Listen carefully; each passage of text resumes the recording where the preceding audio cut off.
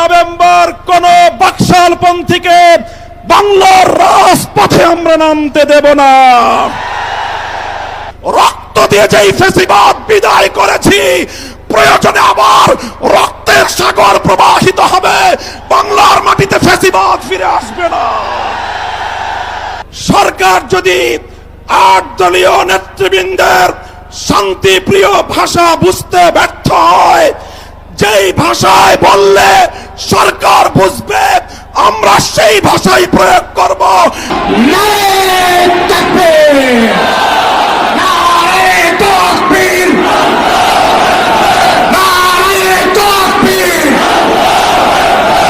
জাতীয় সংসদ নির্বাচনের পূর্বেই গণভোটের মাধ্যমে জুলাই সনদকে চূড়ান্ত আইনি ভিত্তি প্রদান করতে হবে। দেখতে পাচ্ছি বাংলাদেশ আজ 2 ভাগে বিভক্ত। এক ভাগ ৭২-এর বাকশালপন্থী, আর এক ভাগ জুলাইয়ের বিপ্লবপন্থী। আজ বাংলাদেশের প্রতিটি রাজনৈতিক দল এবং পক্ষের কাছে আমার সুস্পষ্ট জিজ্ঞাসা, সবাই যার যার অবস্থান পরিষ্কার করুন।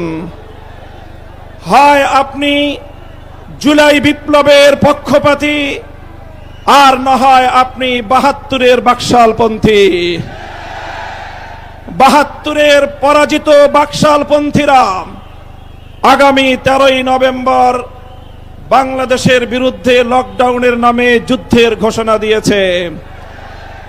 আমি ঘোষণা করতে চাই, 13ই নভেম্বর কোন বাকশালপন্থীকে বাংলার রাজপথে আমরা নামতে দেব না। যদি কেউ নামবার অপচেষ্টা চালায়, আমরা তাদেরকে রাজপথে মোকাবেলা করব ইনশাআল্লাহ। সংগ্রামী সাথী ও বন্ধুগণ, 2024-এর জুলাই বিপ্লব সহস্রাধিক তাজা প্রাণের রক্তের বিনিময়ে অর্জিত এই বিপ্লব।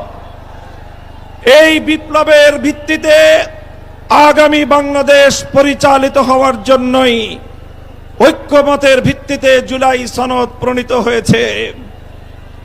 এই জুলাই সনদ কোন কাগজে সনদ হিসেবে আমরা দেখতে চাই না। জুলাই সনদকে আমরা আগামীর বাংলাদেশের রূপরেখা হিসেবে দেখতে চাই। এজন্য আমরা ৮ দলের পক্ষ থেকে বলেছি, অনতিবিলম্বে জুলাই সনদকে সরকারি আদেশের মাধ্যমে এর প্রাথমিক আইনি ভিত্তি প্রদান করতে হবে।